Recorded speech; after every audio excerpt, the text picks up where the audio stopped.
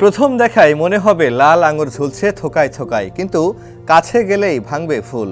এটি আসলে পাহাড়ি বুনো ফল, যার নাম রক্তফল বা রক্তগোটা। ইংরেজিতে একে বলে ব্লাড ফ্রুটস। এই টকটকে লাল ফলের স্বাদ টক মিষ্টি। ভিটামিন সি ও আয়রন সমৃদ্ধ ফলটির দেখা মেলে পার্বত্য চট্টগ্রামের পাহাড়ি এলাকায়।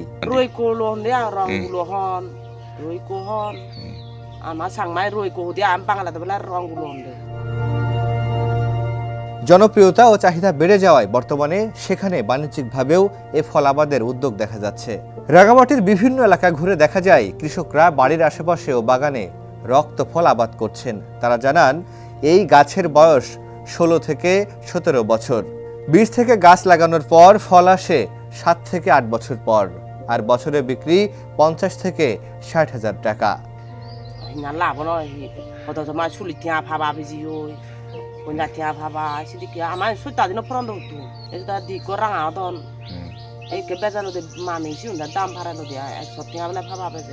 শাইনি চুলে এখন হবে সব হেয়ারস্টাইল।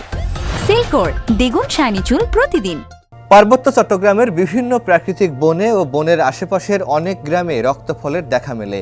তবে এ ফলের বিষয়ে বাংলাদেশের কৃষি সম্প্রসারণ অধিদপ্তরের নথিবদ্ধ কোনো তথ্য নেই বলে জানিয়েছেন সংশ্লিষ্ট কর্মকর্তারা।